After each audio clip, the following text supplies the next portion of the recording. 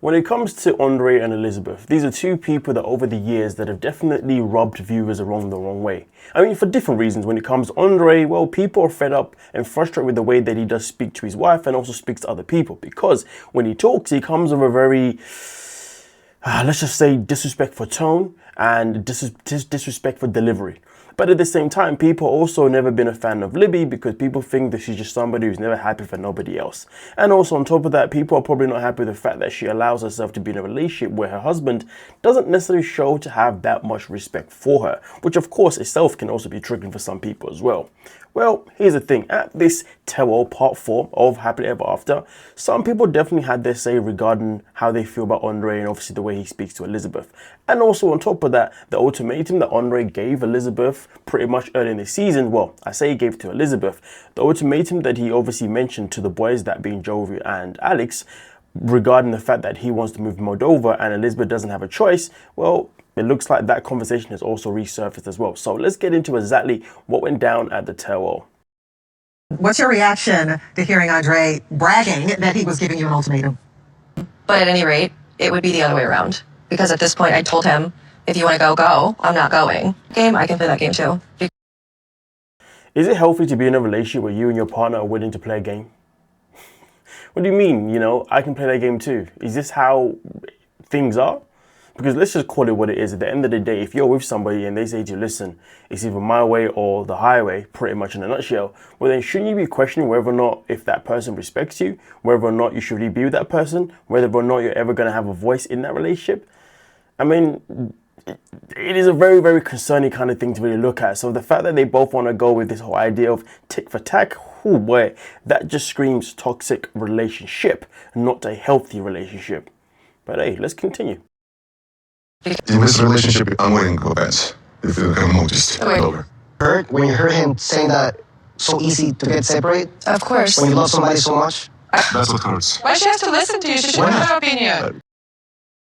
First and foremost, the fact that he said that in this relationship, I'm the one that wears the pants. I'm going to lie to you folks. If somebody has to tell somebody that I'm the one that's in charge in this relationship, that's very concerning. Because it tells me, or should tell them, should I say, how much their communication in their relationship is actually just completely it's somewhere else. It's in Pluto. I don't know where it's at. And I'm going to tell you why. Because here's the thing. In life, there should be this thing where there are certain people who are given a title by the people. And then there's some people who give themselves a self-proclaimed title, which means that that's a title that they just believe in themselves, all right? Which, listen, sometimes there's nothing wrong with giving yourself a self-proclaimed title. Nothing wrong with it. But when people give you a role, people give you a title, that can mean so much more if it's done on a respectful level. Meaning, if Elizabeth was to say, listen, my man is the man that runs the house. My man is the one that holds shit, all that kind of stuff. That's different because she's saying that, you know what, I trust him, I respect him. Honestly, this man's got our back. So, of course, he's going to have the reins to be able to look after us without a shadow of a doubt. So, yes, he is the one that wears the pants in this relationship. But then you get some people walking, they're like, no, listen, I'm the boss, which sometimes isn't necessarily a bad thing. But here's the thing, though. Going back to what I said at the very beginning, when it comes to communication styles, Andrei's communication style isn't based on respect. It's not based on love. It's just based on disrespect. Let's just say, for example, obviously when they first met, he just said to her, listen, just so you know, I'm the kind of guy that likes to, be in charge of this. I like to be organized this. I like to But he says it in a way that is saying that this is how I'm going to protect you. This is how I'm going to look after us. It makes all the sense in the world, okay? But he comes in with the attitude of, listen, I don't give an F about you.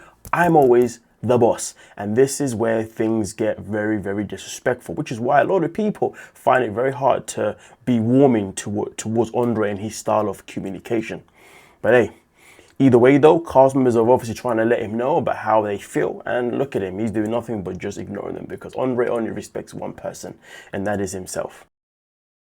What's your opinion? Is your opinion needed, as you see? Do her opinions not matter to you? Of course it matters, but it's straight away. You just said it's an ultimatum. Yes, so the ultimatum? Huh? She just has to do what he says. That's it. Yeah.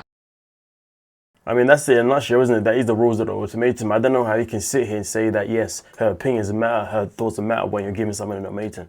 end of the day, someone's thoughts and opinions will only matter to you. Well, you can never give someone an ultimatum who has opinions that you don't care about. Do you see what I'm saying? But at the same time, that can be subjective, because sometimes there are certain situations where an ultimatum may need to be given for the greater good. Is this one of those situations where an ultimatum is being given for the greater good? No. Because at the end of the day, this choice that he's making is a choice that's going to affect everybody. And that being Libby, that being their children, do you see what I'm saying, most importantly. So really and truly, is he really thinking about the well-being of his kids? Is he thinking about the well-being of his wife? That's what it comes down to. Now, really and truly, most importantly, it does come down to the well-being of the kids. That's the most important thing. Where is it best for them to raise those children? So, but here's the thing though, but then at the same time, this is where things can get a little bit complicated, because you see, Andrei knows the experience of growing up and living in Moldova. He knows what he has to offer.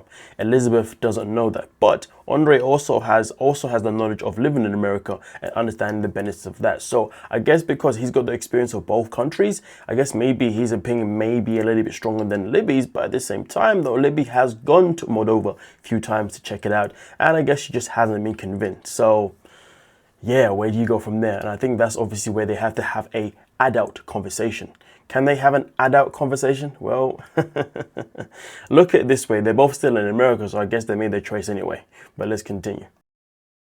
But she says, no. Like, why? No, she's entitled to that But opinion, she though. was no. And now you have to fix some problem that you create. Hey, like you're giving me advice, you're just getting divorced right now. Dude. I'm not gonna lie to you, it is very hard to take advice from somebody who's not, you know, who's basically failed in the same thing you're talking about. So to be fair though, I do completely understand Andrei's response there to what's his name again? To Guillermo, you know, because at the end of the day, you know, you're in a situation where you and your wife are basically on the bricks of getting divorced, and yet you want to tell me how to run my household? But here's the thing though, I always say this though, when it comes to obviously Cara and Guillermo's relationship, they're not getting divorced just because of him, do you know what I mean? They're getting divorced because obviously those two just can't make it work. So there is obviously more to the conversation regarding to why they're getting divorced. It doesn't necessarily mean that Andrei shouldn't take advice from him, and sometimes we have to be open to taking advice to somebody that has done something in the past that hasn't worked out for them, because that person clearly would have learned from it, and obviously they're just trying to pass on wisdom. And also on top of that, I wouldn't be surprised if G was speaking in terms of the fact that he's just trying to say to Cara, hey, maybe we need to work on things. Maybe that's what he was really trying to say, do you know what I mean? And to be fair, he wasn't wrong in what he was saying, you know, clearly you two have an issue that needs to be fixed. Fix it rather than trying to control it. But of course, Andrei doesn't know how, he doesn't fix things, he controls things. And that's where him and Elizabeth's relationship, I want to say that's where it clashes, but they're still together. Like, what has it been? How long they've been together now? About 10 years or something like that. So the fact that they are still together till this day with their kids clearly means that obviously whatever style that they have, it's keeping them going. So who are we to say anything? You know what I mean? Anyway, with that being said, let me know your thoughts down below in the comment section, and stay tuned for some more 90 Day Fiancé Tell All Part 4 content coming out today. Peace. Jovi and Yara, the two people that haven't really had much of a storyline this season. I mean, their storyline this season has been more involved with being in the middle of Lauren and Elizabeth, as well as Andrei and Alex. That's literally their storyline for the most part. But I guess obviously Ms. Robertson decided to bring up a conversation from the past, and that is the conversation of kids. We know that Jovi has been wanting to have another child for a while now, and Yara has been denying him that. And also on top of that, we also know that Jovi wants to move back to Louisiana. Meanwhile, Yara wants to stay in the Florida, Miami area. So we got two people here who clearly have two different interests, or two different interests in terms of how they want to move forward within their relationship. So much to the point where now there's conversations over divorce. But the saddest thing about it is that these conversations around divorce, well, this is not the first time. So it really kind of questions how strong is Jovi and Yara's relationship. And I say this because when it comes to them being on social media, well, their relationship always seems to look good. But this is the thing though, social media is built for people to make life look good rather than to make it look realistic. Now, of course, there are people out there who do make realistic content for the social media platforms, but then there's those ones who just want to make it look like it's absolutely glamorous. And when it comes to Yara and Jovi, they literally always make it absolutely look glamorous. So hey ho, let's get into this nitty and gritty of exactly what went down at the tell-all between the two. He was really pushing to have another kid. Where do you guys stand on that? Lee told me a little bit of this that she was going to consider, but I mean, to me, that's just saying like maybe, right? Change the job. No, leave the job. willing to work like in the office type job that I would be, but I'm not going to prematurely make that decision if she's maybe lying to me. Listen, folks, I'm not going to lie to you. Should Jovi leave his job if he doesn't know 100% sure that his wife wants to have another child? Absolutely not. Absolutely not. End of the day. But do you know the crazy thing about it is, I would like to know, if Jovi did change his job and he went for a job that's an office that potentially could pay less than what he pays now, and therefore he's unable to, you know, bring more money into the household, I do wonder if Yara would actually be happy with that, because she's saying at the end of the day, if they're going to have another child, she wants to make sure that Jovi is at home, so therefore they can help raise that baby together. Because with Mila, she's had to do it by herself purely because Jovi has to go away, of course, for 6 weeks or however many weeks, and then come back every da-da-da-da, which I understand. That means, of course, she's been a single parent for the most part. But are we really going to sit here and ignore that Jovi's mom is pretty much always there to help Yara raise Mila? Because at the end of the day, when they had Mila and they were living in Louisiana, we saw that Jovi's mom was very, very active. The same way we know Betty's going to be very active in Julia's life when Julia gives birth to her child and Brandon's. Do you see what I'm saying? So therefore, really and truly, is Yara just using this whole thing as an excuse? Do you know what I mean? Like, because let's just call it what it is. She's not necessarily she didn't raise Mila alone. Do you know what I mean? But at the same time, we can flip it. We could also flip it and say that, well, maybe she just doesn't want to raise another child by herself and Jovi's mother. Maybe she wants to raise the next child with herself and with Jovi, because of course that's the person that she's having a child with, which, to be fair, respectful, would make a lot of work, would make a lot of sense. But at the same time, you knew who you was marrying, you knew what he did, and to be honest with you, I don't think it's cool for any partner to ask their partner to stop doing a job that their partner actually likes. If it's a case of where they don't like the job and they're complaining about it, you know what? In that case, help them, support them to get another one without a shadow of a doubt. But if it's a job that they actually like doing and you're telling them to leave it, I mean, listen, we talk about ultimatums between Elizabeth and Andrei. Well, to me personally, Yara's pretty much given Jovi an ultimatum. For us to have a child, you have to leave your job. And at the same time, Jovi's also given her an ultimatum by saying for us to have another child, or well, before we ever have another child, and even if I was to consider leaving my job, well, guess what? We have to move back to Louisiana. It really shows us how much these two are on very different pages. So boy, where do we go from there? Right? Because I'm not going to leave my job for false hope. I heard that you saw a divorce lawyer and Yara doesn't know. This was a private conversation. It was not. Oh, you're private too now? Okay. Jovi, the man that loves to be in everybody's business, loves to instigate things all the freaking time, but when it comes to himself, he's got a whole different energy. I love to hear it. And to be fair, I do love the way Elizabeth really put him in the spot. Also, now you want to be private. Okay, what about for the rest of us when you're out here pretty much throwing all of us under the bus? But anyway, we continue. I did not. You did not contact one. No. The thing is with Joey, I don't have nobody here. So scared to be by myself. And if you hold divorce, feel like I'm gonna lose the only friend, like my best friend, my partner. To be fair, of course, when I saw Yara in this scene here reacting the way she's reacting, made me think, so are you with Jovi because you have no one else in America? If you did have other people around you, would you then leave him? That's literally the question that I had asked at that time, do you know what I mean? But of course, the more I watched, the more that question was eventually answered, which is something that we will get into by the time we get to the end of this video. But let's see what Jovi had to say. Obviously, things are going to be awkward between Yara and I now, but she tells me all the time, I'm going to divorce you, and I do the same thing out of anger as well. It's not fair, it's not healthy for a marriage, but it's... Now, this is something that I found very, very interesting, to be honest with you. So both partners are both threatening each other with divorce. It goes back to what I was saying before. Just because two people make it look like on their social media platforms that they are actually having a good time, it doesn't necessarily mean they're actually having a good time in their relationship, because social media is a place where people can just fake it until for whatever purposes.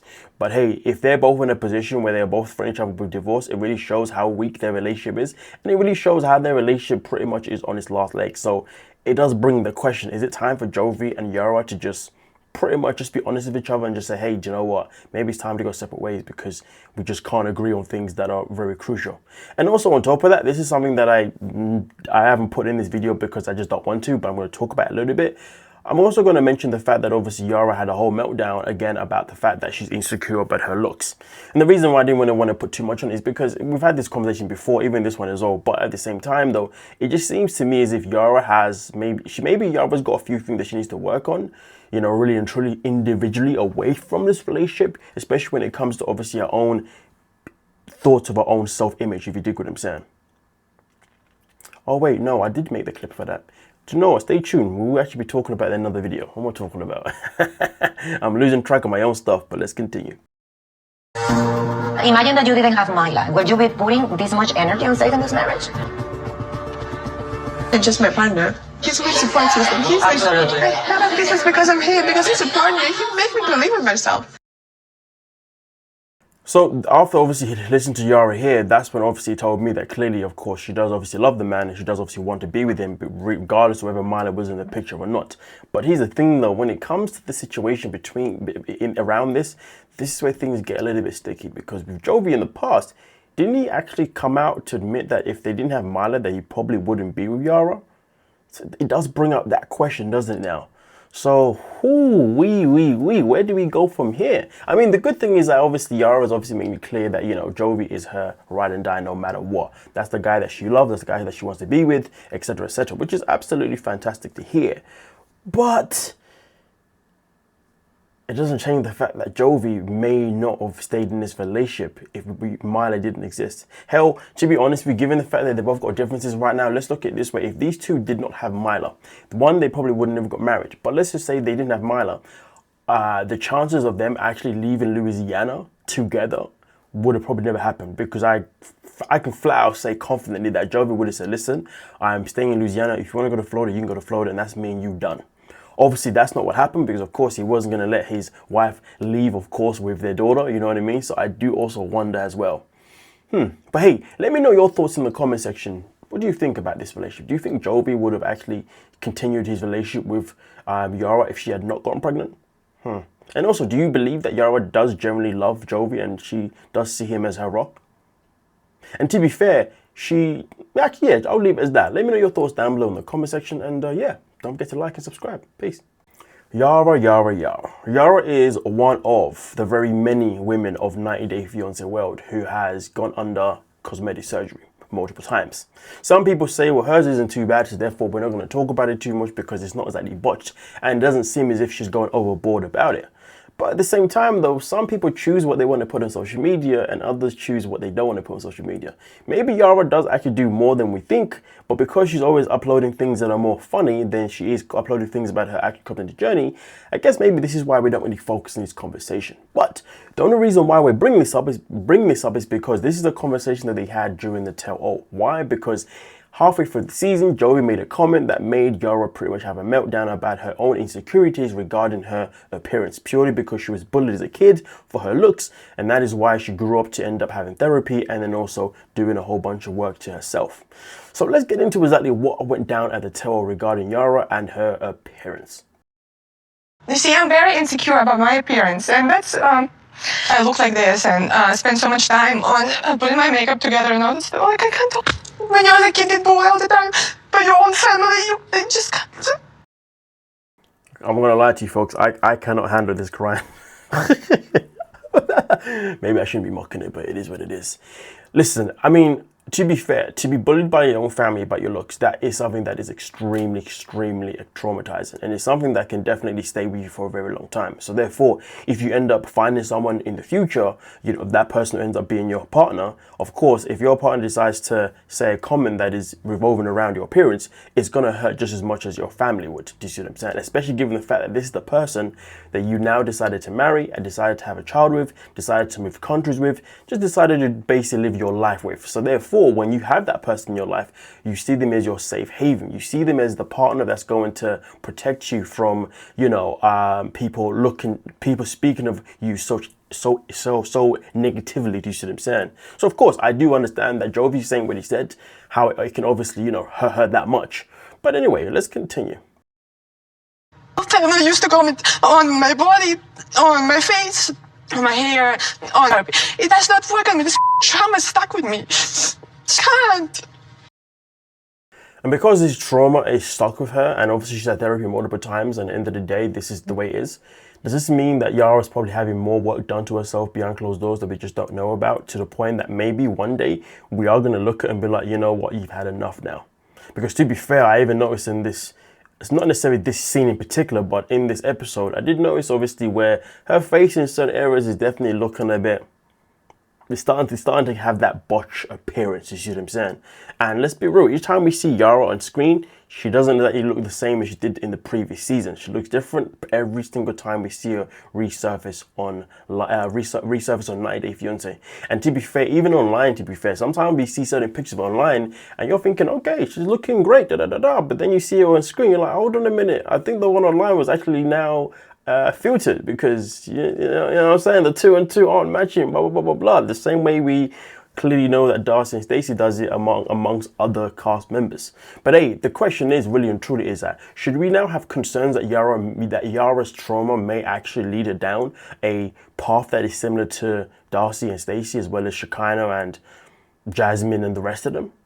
Let me know your thoughts, because to be honest with you, even if you believe that the work that she's had done is good work and it's not over the board, it hasn't been botched yet, it doesn't mean that's never going to happen. Because here's the thing, once someone starts, usually it becomes an addiction and they can never stop, especially if you are somebody that struggles with your image. If you struggle with your image, then that means each time you have one little Botox that kind of like flattens, you're like, oh, I need to get a new one. Do you see what I'm saying? But the maintaining phase is probably the phase that ends up really ruining people the most. Let me know your thoughts. Jovi, he's your family now, and maybe that's why it triggered you so much. Correct. She's out of his league. Mean. I mean, look at Jovi, like, there's plenty of material to talk about. I mean, listen, at the end of the day, this whole conversation regarding Jovi being out of Yara's league, I mean, listen, without the surgery, we can argue and say that she definitely wasn't out of his league, to be honest with you. I mean, I'll be damned, and I'm going to say this now. I mean, first and foremost, I feel like there needs to be like a definition of what does it mean when somebody says out of your league? Are we talking about personality or are we talking about aesthetics? I guess obviously in this conversation it's based on aesthetics, right? But here's the thing though, if somebody has gone off and had a whole bunch of work done to themselves, can they really be out of someone's league? Because for me personally, for someone to be out of my league is somebody that is aesthetically natural and aesthetically confident. So aesthetically natural and therefore confident within their natural body. But if you're somebody that is aesthetically not natural because you've gone and done certain things to build up your confidence, which is fine, but then that means, but who you looked before that, was that person out of my league? Because the person you see what I'm saying? But let's just call it what it is, to be honest with you. For the most part, and you can correct me if I'm wrong, but then again, I don't think it's a case where I'm wrong. I think it's a case where this is subjective. It depends on perspective, okay? But I would also sit there and say that, well, if people go out of the way to go and do things to themselves to aesthetically by surgery, people that go and obviously do things by surgery purposes, okay? Wouldn't you argue and say that that's the same as somebody who's basically like giving themselves kind of like false confidence? Because their confidence is based on a manufacture, right? On like an operation, right? It's a bit of a sticky one. I'm not really too sure what I'm trying to say here. I do know what I'm trying to say here, but I don't know if I'm going to get my words out right. All I'm trying to say is at the end of the day, okay, if I am somebody that aesthetically looks after themselves by going to the gym, eating good, and has no edits in terms of like no Botox, none of that, right? That means naturally I'm a confident person. That means my confidence can never be knocked because it's a natural confidence. But if I'm somebody now that doesn't really go to the gym, but decided to have surgery, done all these things, gets a lipo, gets all these things, then that means technically speaking, if you say one wrong thing to me, my confidence will be shot straight down. For example, look at Yara. Yara's confidence clearly isn't there regardless of how much work she's had done, because one little comment literally sent her go in spiral. So really and truly, is it better to just work on our confidence as we are naturally? Or is it the case of where we, yeah. It's a bit of a sticky one because obviously everybody's different. There are some people out there who, just let me know your thoughts. I'm gonna leave that one there. Yeah. Don't forget to like and subscribe. Peace. Sometimes it is better for people to not speak. Sometimes it's better for people to just, be quiet. But here's the thing though, folks. When it comes to people like Lauren always likes to have her say in other people's relationships. And to be fair with you, in my opinion, I just didn't feel like there was any need for what she says right here. honest. Not lying. You think so? No, I know so. Listen to me. Everybody here sees it. Did she up? Yes. Is she in a bad situation right now? Yes. Very much still in love with you. That's Now let's call it a spade for spade, folks, okay? If it was Gino, or any guy for that matter, that had proposed an open relationship, an open marriage, then decided and then went off, then had a baby with that person, would somebody pull up, Jasmine for that matter, pull it aside and say, you know what, that man still loves you. Trust me when I tell you, he still loves you. Will that happen?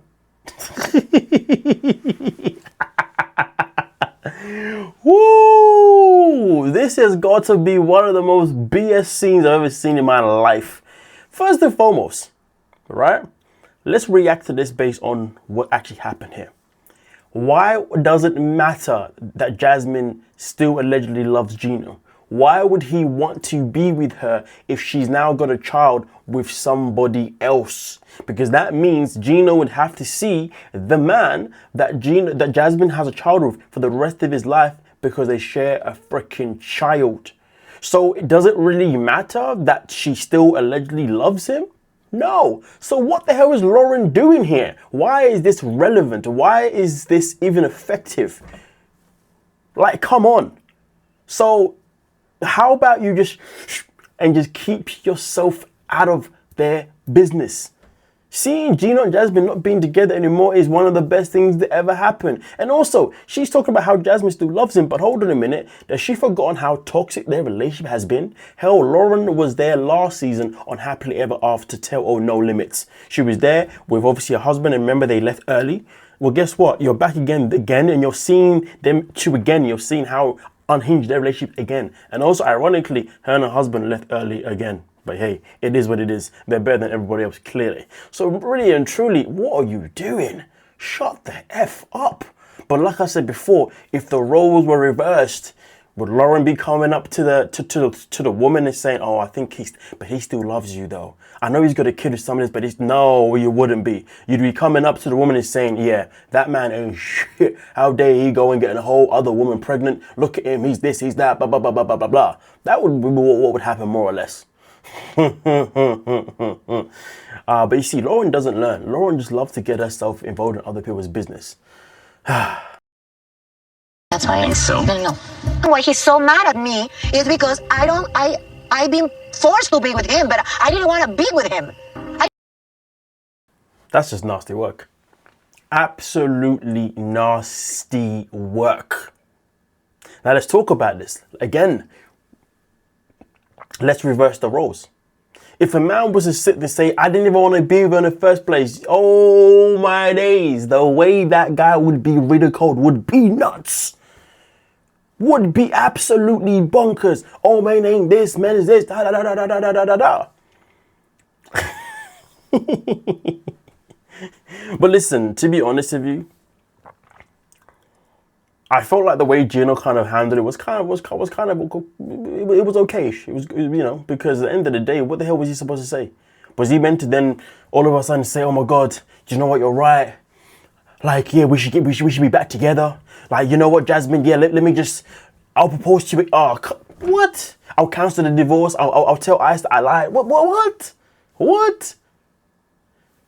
This is absolutely ludicrously stupid. Stupid. Let's continue. I never wanted to be with Matt. Even now that I don't even know if I want to be with him. If a man said, I never wanted to be with her, even though I didn't want a child with her, so, you know, everybody will be saying, oh, so you used her then. You just used her because she was available to you, blah, blah, blah, blah, blah, blah, blah. Jasmine. I'm going to tell you this now.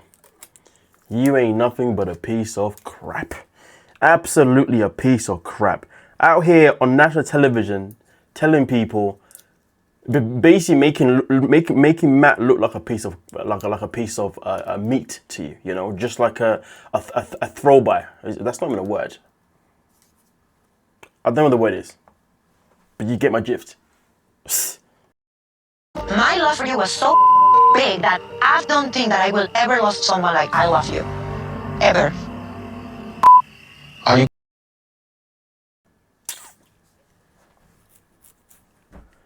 I don't know what Jasmine was actually looking for. What was she looking for? Was she looking for Gino to then beg her? Was she looking for him to then forgive her? Was she looking for him to be like, you know what, we should just be together? What was she looking for out of this? This is ridiculous. Ridiculousness. Stupidity. But you know what the funny thing is though? You reverse the roles, people would have been like, look at him, he's just love bombing her, just trying to tell her everything that she wants to hear, just to keep her under his thumb, you know, just to keep her under control. Oh, he's disgusting, he's horrible, he's this, he's that. But Jasmine's saying it. I really do wonder what the reaction is. You know what I'm saying? Oh my days. And we will talk about these things on the live stream. You know what I mean? We'll definitely talk about it when we live stream this week, folks. But nonetheless though, what I would like to know is, do you guys, if the shoes were reversed, how would the reaction be? And also, what is your reaction based on obviously what's actually happened here? My reaction is that Jasmine is continuously exposing herself to be who a lot of us see her to be. Yeah. Now, with that being said, stay tuned because there's some more 90-day Terror Part 4 content coming out. Let's get it. Jasmine really knows how to keep a man around, don't you think? Don't you think she does a great job of just knowing how to make a man feel special? Make him feel wanted. Make him feel like he's on cloud 9. That is literally the best traits that Jasmine has. Maybe in another universe, but in this universe, nothing but toxic. Let's get into it. Go to this again. Maybe marriage is not for me. I don't even know if Matt really wants to marry me because he loves me or it's just because his mom. Go inside. It's crazy though. She's out here complaining about she doesn't know if Matt wants to marry her because he actually wants to be with her or because his mom's putting the pressure on him. It's crazy though, because meanwhile she's telling Gino in another conversation that she loves him and she can never see herself loving Matt the same way. Well, if not ever. And she's worried about why Matt wants to marry her. It's crazy. If she wants to have a reason to not marry Matt, it should be because of what she's telling Gino in terms of the fact that she loves him. Not that, because Matt may have proposed me for the wrong reasons. Forget that. Talk about the real issue here. You want sharing visitations? We can share her. If she wants to hang out, her trash. Really? Oh my god.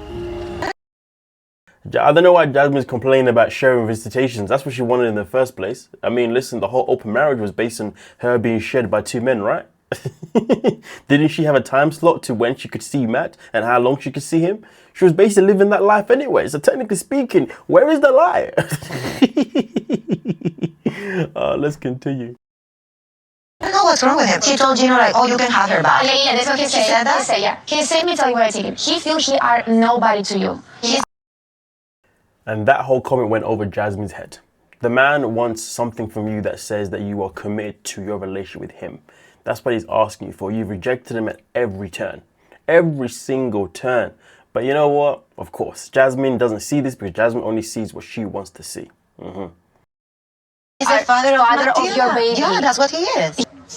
First time last night that I've actually seen a riff between y'all in person. You know what I mean? Yeah, this is the type of stuff I hate too. You know, when she gets angry, she'll hold it against you for 2 days. You can. Doesn't even come as a surprise. Far from it. I wouldn't be surprised if she held grudges for the rest of her life. She's the kind of person that if you have an argument with her or you fall out over something or she wants to manipulate you, she'll bring up something from the past. Excuse me, you owe me this because of, remember the whole situation with Gino and the photos and her losing her job because of the photos? Yeah, she's the kind of person that we've seen her multiple times saying, well, I would have a job if you didn't release those photos. She literally used that whole storyline for like a whole, 2, 3, 4 seasons. So yeah, she's definitely that kind of person. But let's continue. Gonna be his wife, like I have this good Romanian woman, like I want Matt to be with. Do you believe that Jasmine really can't let go of Gino? I don't know, man. I think it's a mutual thing between both of them. I mean, listen, to be honest with you, I mean, that's something that we speculated this whole time, that Gino and Jasmine's relationship has just been based on wanting to come back on the show for like financial benefits, etc., etc. But who knows? But hey, we're about to touch on to the whole situation now with Matt having a whole other woman that his mum obviously mentions, Jasmine. So let's get into that. At the same time he was having sex with me, he was having sex with her as well. The person that I was gonna be with outside of my marriage to be single and not having sex with anyone. Sex with I'm sorry, but you wanted. Ah, man. You know, if you wanted to put a picture next to the word hypocrite, oh God, Jasmine would be up there as one of the front runners to put up there.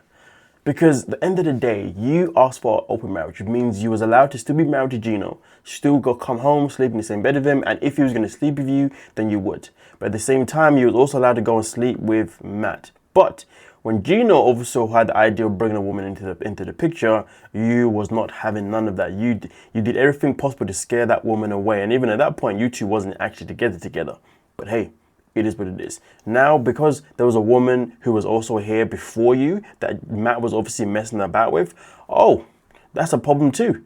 All right. So it's okay. So literally, she's one of these people where it's okay for her to have as many men as she likes, but those men, none of the men have the ability, or none of them are allowed to go elsewhere. Does this surprise us? Does it really surprise us? You know, with Jasmine, she lives by simple rules, and the rules are, it's her way and no other way. Yes or no? Admit. Possibly, I don't know. You told Somehow, like, contemplate, because the lease was ending on the place I was in. So, storage, and maybe staying at her house for like a month. you were me and you were her in all possible ways. I'm sorry, but the guy wasn't living with you at the time. End of the day, if he had an option to go live with somebody else because it was beneficial for him, he had every right to do whatever the hell he wanted to do. For her to sit there and to say blah, blah, blah, blah, blah, blah, blah, is absolutely diabolical. Ah, woman, just sit down. Well, she is sitting down, isn't she? Just shut up. The rules, the rules, the rules. Jasmine will always be this person that will only live by rules that benefit her. Doesn't care about anybody else. And that's including her kids too. It was over a year ago. I don't give a Gino, would you just forgive her and take her back for the love of God? Shut the up. That is not up to your property. That's kind of funny and stuff, and she was going to New York, and it's the point, and I'm not making it up, that she said that Dane was living in New York. Ooh, wee. Dane has resurfaced again. This is not looking good. But hey, this guy is so fed up now. He's now coming out with some serious comments. First he came out with the comment about, you know, if you wanna book a slot, you can have it. Now he's saying you can just take her back. Broski's done. Danes, praise God, because I can finally just get the hell out of this. Be chained to a demon if I don't have to be. Crazy business, obviously sitting there pretty much talking about if the baby is Dane's baby, well then you know what? I'm taking the win. The win is I don't have to deal with Jasmine anymore. But you know what though? This really exposed more than ever that he's only with Jasmine because, or he's only still with her because of Matilda, right? If Matilda didn't exist, then I guess maybe right now Jasmine would be in a position where she'd still be begging Gina to take her back. Who knows? Who knows? But it could be Dane's. What? You might stupid up to look if this kid's not even mine. And then even if it's mine, like I gotta get dragged through forever with you. Ooh, but you know what's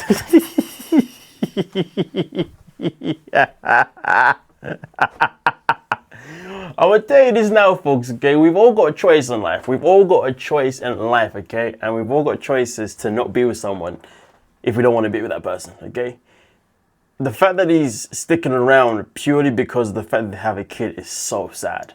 So sad. Broski, just walk away from the relationship. It's clearly not for you. Okay, this woman has drained you. Okay, this woman, you see her as a demon. He literally labeled her as a demon. So really and truly, it's a no-brainer now. Just co-parent. It's not the end of the world. But then a part of me wonders, is he only sticking around with Jasmine because obviously of shame from his family, because where he's got her pregnant, he's got an obligation to stay with her no matter what, blah, blah, blah. I mean, that could be the possibility. But to be fair with you, I would argue and say this. Let's just say this woman, Elizabeth, is real. Let's say this storyline is legit and this woman does exist. I wouldn't be surprised that if he left Jasmine to then be with this Elizabeth woman, they have a kid, get married. I wouldn't be surprised if Matilda became a distant memory to him. And to be honest with you, I will say this though. If you have to co-parent with Jasmine, that would be so hard. You know, sometimes in life when people have kids with somebody and then things don't work out and you go separate ways, that's when you realize that maybe you just had a child with the wrong person, because some people will make your life a living hell. Jasmine's the kind of person that would probably make his life a living hell if he was to be with somebody else. You know, she'd probably weaponize that child against him. You see what I'm saying? Oh my days, the way she would weaponize that child against him would probably be ugly as hell. Whew, boy. Well, fellas, be careful which women you're sleeping with. And definitely be careful which women you are getting pregnant, because goddamn, if you're messing around with something like a Jasmine, I have no sympathy for you. Nonetheless though, let me know your thoughts in the comment section. Don't forget to like and subscribe. Peace. GMO and Cara. It's clear that their relationship is obviously come to an end now, but it seems as if one of them wants the relationship to work, whilst one of them doesn't want the relationship again, but wants to hold on to that person because, well, they just love the feeling of knowing that somebody wants them and they have that control over them. So let's get into this. So there's a question here for G. I don't think you're. Do you want to try to get back together or do you not? You know, I'm thinking about it. Yeah. It's just hard. His answer's simple. Yeah. When I look at his face, it reminds me of like I used to look at his face and feel so much like hope. Yeah, and enjoy. Shut that thing off, you know, in my brain. You're shutting it right now. You blocked it out. You're shutting it right now. Because it's not so, you know, it's just not how it was. If you ask me personally, let's just keep this one simple, okay? At the end of the day, she wasn't going to answer the question yes or no because she wants to have it open in terms of the fact that she wants him to believe that the door is there and it's available if she decides to come around to it. And at the end of the day, this is, in my opinion, her way of control, her way of saying that, you know what, I like the fact that he still wants me. So I'm going to keep leaning around this. So therefore, he has no reason to go elsewhere. I'm not going to give him me back. I'm just going to give him that hope that we could get back together. So therefore, it prevents him from going elsewhere, because some people just have to have that control over somebody else. I hope I'm making sense, because at the end of the day, this, to be honest with you, this is actually quite nasty work. You know, Cara really needs to think about her attitude here, because really and truly, the answer should have just been like no or yes. But instead of giving that answer, she gives a long-winded answer that actually has no answer behind it. So now he's left there thinking, so are we going to try again or not? So that means he's probably going to try again, knowing that without even recognizing that it's actually a dead end. Because for me personally, because she didn't say yes directly, she basically was saying no. Leaving that hope. Does that make sense? Either way though, this is something that he definitely needs to, you know, really think about. And for me personally, it's a no-brainer. Walk away. That is a red flag. Anyway, let me know your thoughts down below in the comment section. I'm out. Peace.